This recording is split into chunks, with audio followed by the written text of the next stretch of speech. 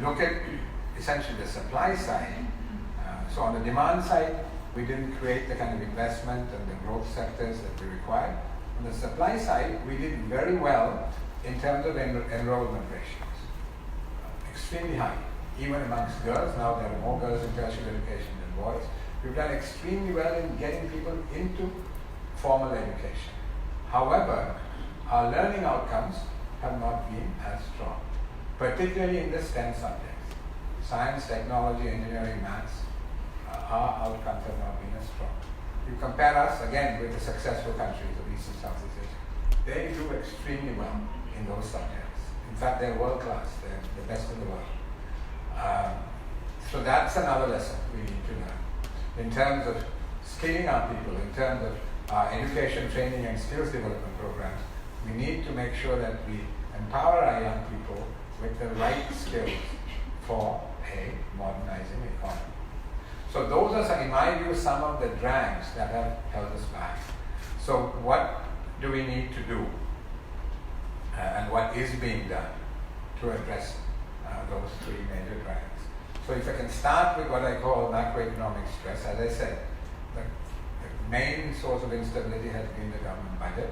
And the minister has spoken very eloquently as to what is being done.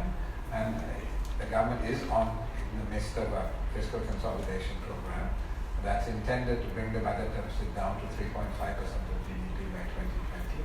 And they've done some great things. The VAT reforms, the IRA, the fuel adjustment formula. These are all very necessary reforms, difficult reforms, which the government has done. And as he pointed out, they're beginning to see some results. For the first time since the 50s, we've had a primary surplus. And this year, we may even have a surplus in the current account of the budget for the first time since 1987. So there are signs that there is a structural improvement in the government's budgetary operation, which is essential. Without that, we cannot overcome this macroeconomic stress that has been holding us back for so many years.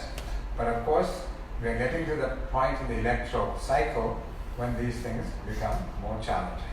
And if that slips, if what the progress that has been made slips, then all bets are off. Things will, we will go backwards, and we'll go backwards from a far more fragile situation, which I will come to when I talk about debt.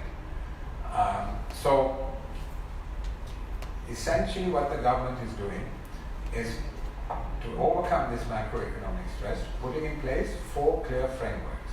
So I've just spoken a little bit about the fiscal framework, and not only are they putting in these frameworks, but they're also institutionalizing them, or at least they propose to institutionalize them. So how are they going to institutionalize the fiscal framework?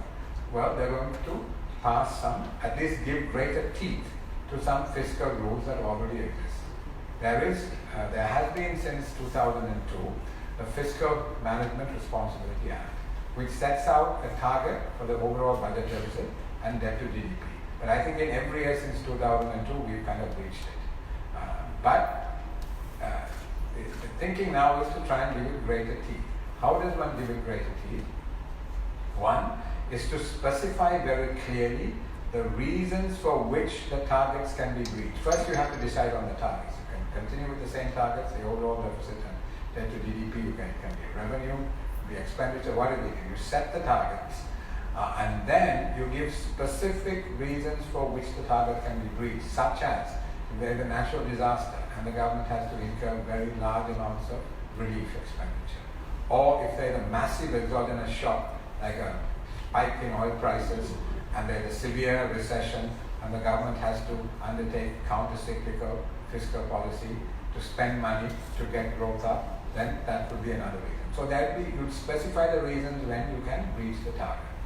And then you have to set rules as to what could happen if you don't. And that's where it gets interesting. In Indonesia, the finance minister has to resign. In other countries, it's less draconian, but essentially, we actually have an option. I don't know whether a public servant should say this, but we have a very strong fundamental rights provisions in our Constitution.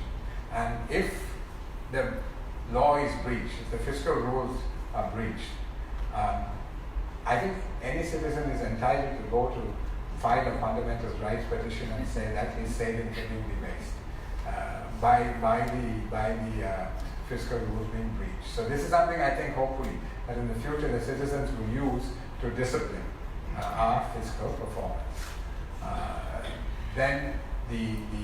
So that's the fiscal side. There's a framework and it's being institutionalized.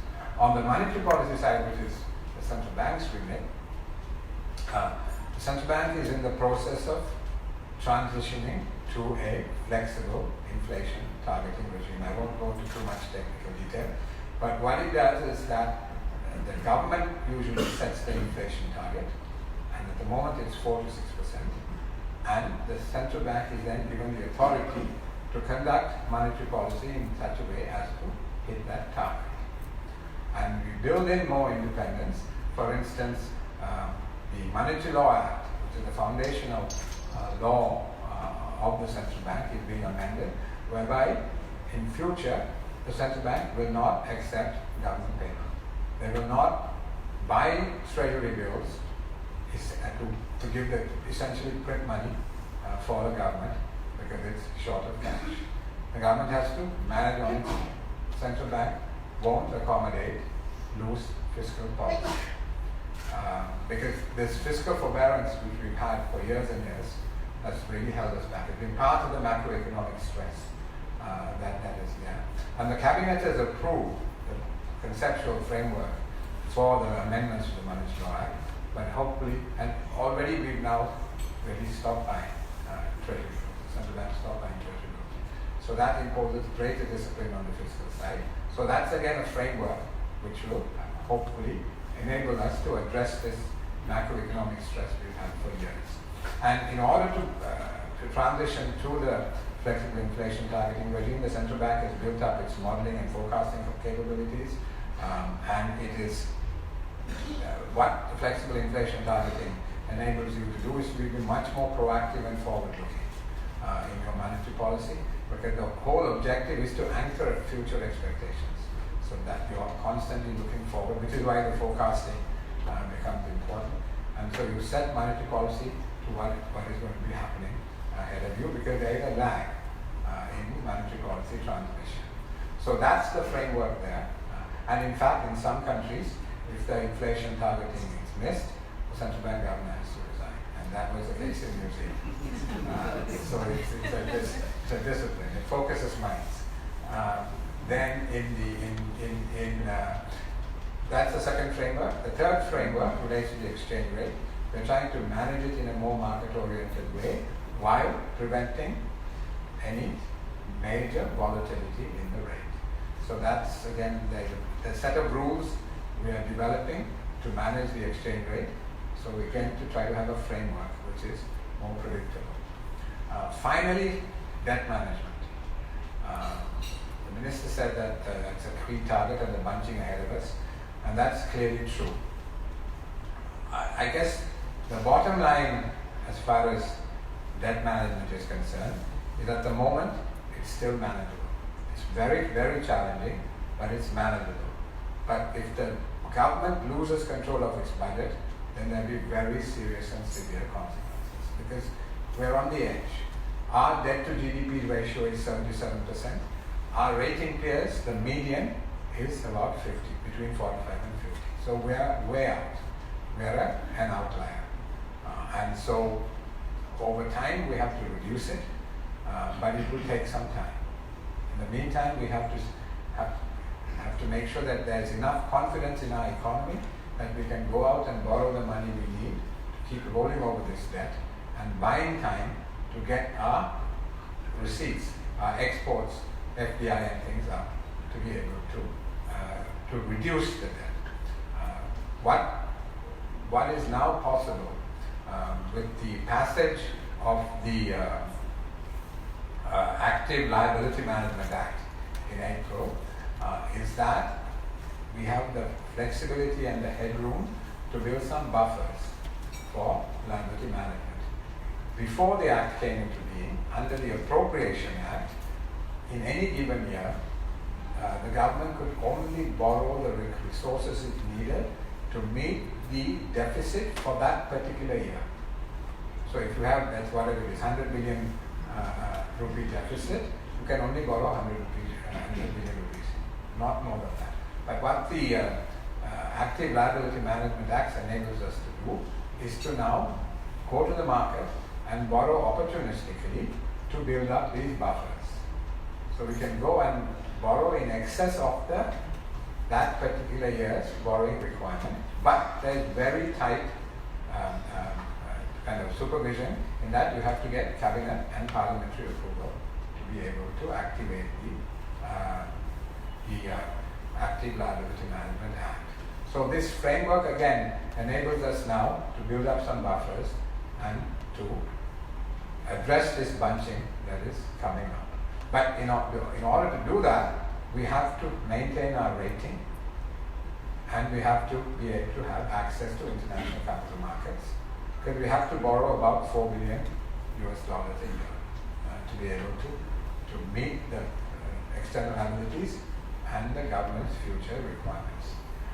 And this is something that I think we need to absorb. When you mismanage your economy, you lose your economic sovereignty. You lose your economic sovereignty to the IMF. You lose your economic sovereignty to the rating agencies. You lose your economic sovereignty to the international capital markets, because if the IMF program is suspended, or if our rating comes down, if we don't get access to international capital markets, you end up with a Greece-style severe crisis. So those folks set the rules. So this is something that we really need to internalize. We have relatively little more room to maneuver. We can't go off and do exactly what we want. If we wanted to, we should have lived within our means and managed our affairs much better. But having not done that, we have now, in many senses, handed away our economic sovereignty, and there's a pretty tight framework within which we have to operate, whatever government is in power. If they don't want an economic collapse, you have to operate within a fairly tight framework now, because all governments, successive governments, have gone to the capital markets and borrowed a lot of money. And why the problem has become as intense, as I said, this is manageable. I'm saying all these rather dark things, but it is manageable. Why don't we maintain discipline? Why the problem has become so complex and challenging is that we allowed our exports to go down from 33% of GDP in 2000 down to 12.4% in 2015. At the same time, between 2007 onwards, from 2007 onwards,